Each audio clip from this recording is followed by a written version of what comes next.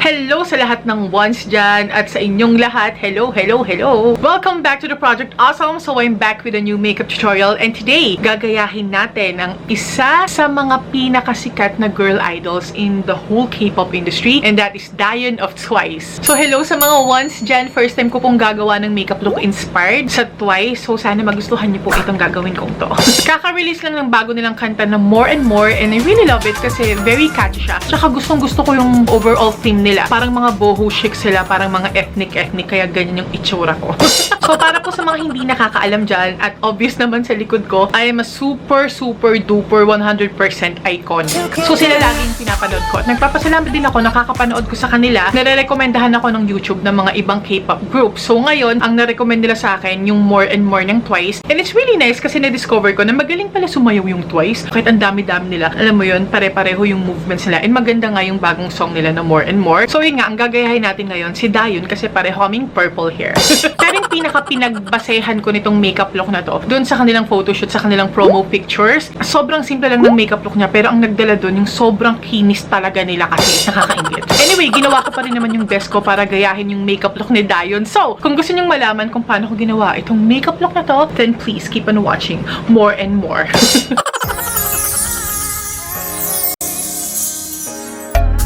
Okay guys, so nakapag-skincare na ako. Ngayon, pwede na tayo mag-start sa makeup. So this is a Peach Glow Makeup Base. This is a very good primer kung gagawa kayo ng mga Korean makeup style. Kasi may pagka-glowing, illuminating, dewy finish siya. Pwede rin naman siya sa mga oily skin. It's just that nakaka-illuminate siya talaga ng dating ng makeup. Next, I'm going to use one of my favorite BB creams, and that is the Maybelline Super Cover BB Cream. And I'm in the shade Natural. Alam nyo naman na kapag mga Korean makeup, diba, ang fresh lang ng datingan ng kanilang skin. Very flawless and clean.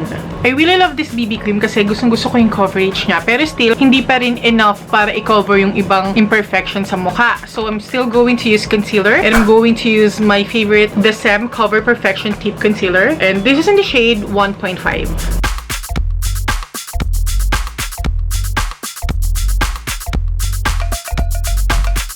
Next, I'm just going to set my base makeup using the SkinPotions Glow Dust, and this is in the shade Extra. Usually, ginagamit lang siya pang highlight, pero gagamitin ko siya sa buong mukha ko para, alam mo yun, glowing, flawless, Korean style glass skin yung dating ng complexion ko. I-achieve natin yun.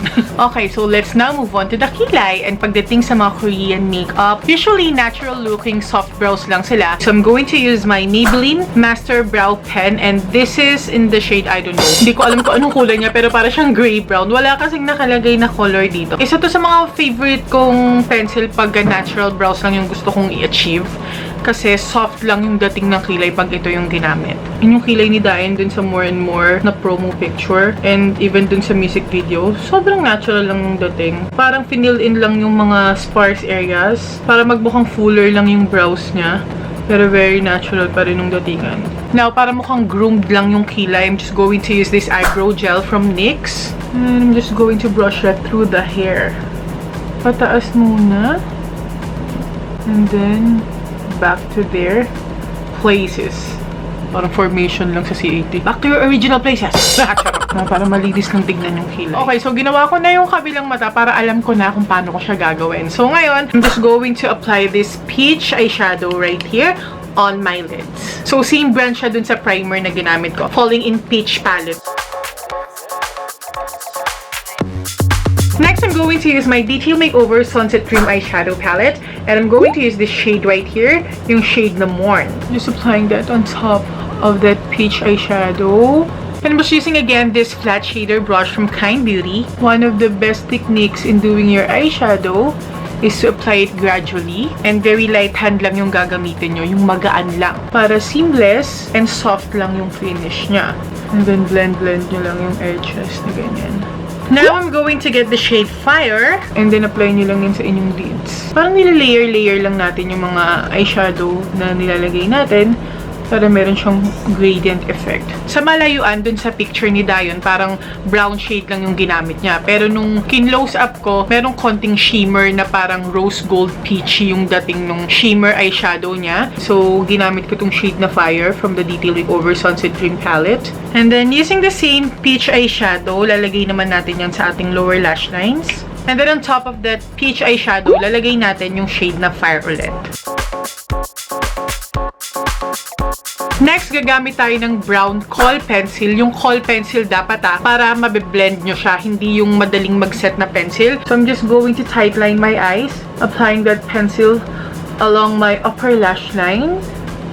Yung paglagay ko ng pencil, parang nilalagay ko siya sa mga pagitan ng pilik mata ko. So, unti-unti lang again yung paglagay kasi i-blend natin yan later. I-smudge natin yan. Just get an angled brush na parang ganito. Parang brow brush. Ganyan. Very carefully. Meron kasing liner si Dahyun pero soft line lang.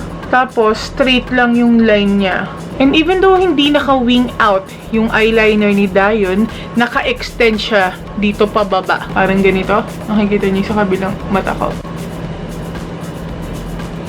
You don't even have to add more pencil kasi nga blendable yung eyeliner na to. So, kung ano lang yung nakukuha ng brush, yun yung ibababa nyo lang dito. Yun yung ipang-e-extend nyo lang dun sa eyeliner nyo. Okay? And then, whatever's remaining on the brush, ilalagay lang natin yan dun sa lower lash line, pero dun lang sa may outer thirds. Kasi dun sa picture ni Dahyun, parang dito lang sa may bandang palabas lang yung brown eyeliner sa kanyang lower lash line. Tapos, medyo smudged siya. And also adding a little bit of the shade Nostalgia or yung pinaka-dark na shade dyan sa palette. And I'm just applying that on top of the eyeliner. Next, to prep our lashes for the false eyelashes, we're going to apply mascara. And I'm going to use my favorite View or View de Pulang eye-catching mascara, long and curl.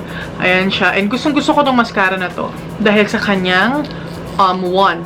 Parang suklay siya, ganyan. Pagka gumagawa ko ng mga Korean makeup look, ito yung mascara na usually ginagamit ko. And then, dadaanan ko na din ng very light yung aking lower lashes. So, for the falsies, yung gamit ko, itong Nippon Perfection in a Blink. And this is the Bellini lashes. Isa sa mga pinaka-natural na lashes ng Nippon Perfection in a Blink na line nila. Tingnan nyo naman, diba? Natural lang yung dating niya. The lash glue that I'm using is Bia. Always remember na sa pag-a-apply ng mga false eyelashes, thin glue lang yung ilalagay nyo dun sa strip ng lashes nyo. Applying that as close to the lash line as possible.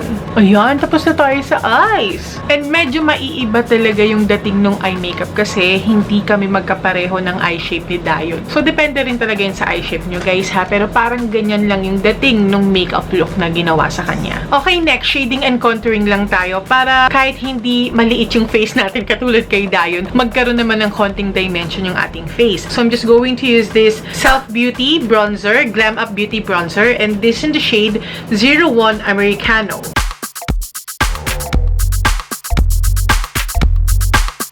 Siyempre, kinokontour ko rin yung nose ko kasi hello, matangos yung ilong niya. And ako, medyo kinulang. Okay, so for the cheeks and lips, ito yung gagamitin ko. Yung Self Beauty Beautitude Sheer Matte Tint. And this in the shade 202 Teatime. Or no, Teatime Coral. Tama ba? Teatime Coral na. So, maglalagay lang muna ako ng konti lang muna. And then, just going to blend that. Maganda sa kanya, blendable siya kahit na meron ng powder sa ilalim. Kasi nga parang velvety powder finish siya. So again, gradually lang yung pag-apply, ha? Unti-unti lang para hindi nga siya mahirap i-manage. Mas madaling dagdagan ng kulang kaysa bawasan ng sobra pagdating sa makeup. Okay, so for the highlighter, ito yung gagamitin natin. Yung Ofra Fill In Myself Highlighter Palette. Kaya ito yung gagamitin ko. Isa to sa pinakamakinang or pinaka-shining, shimmering, splendid na highlighter ko. And since halatang halata yung highlighter ni Dahyun dyan sa kanyang makeup look, ito yung napili kong gamitin. And the shade that I'll be using is the shade Pillow Talk. Ayun yung nasa gitna. O, diba? Konti lang yan. Pero pack na agad siya.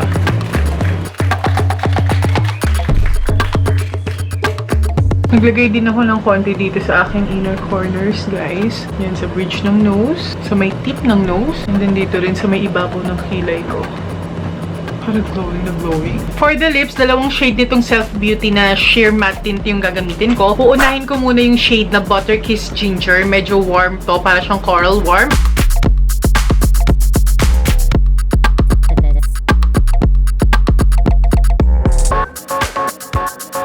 Then I'm just going to blot the excess. Like so. And then this one, peachy coral siya. Yung shade na ginamit natin sa cheeks natin. Doon sa may bandang gitna. Again, blot the excess para mag-merge din sila. And then I'm going to apply a very tiny amount of this Sun Glow by Fresh Tinted Lip Screen, and this is in the shade Sun Kissed. Hindi naman glossy yung lips niya, pero parang alam mo moist lang, ganon. So maglalagay lang ako ng konti nitong Tinted Lip Screen na shade Sun Kissed. Konti lang. And pat-pat lang using the lip brush. Pwede rin namang lip balm lang yung gamitin nyo. Pero gusto ko lang to kasi mayroon siyang konting tint and it's very moisturizing on the lips. Since dry yung lips ko, ito yung napili kong gamitin ngayon. And we're done!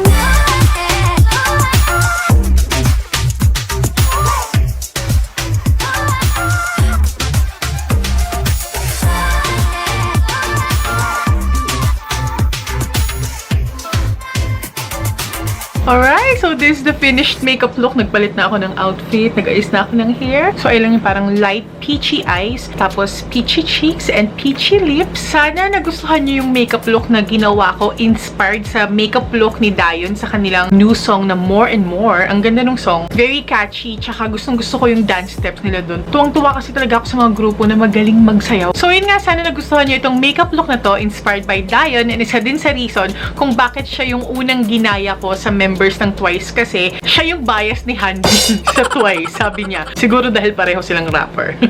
Miss ko rin si Hanbin.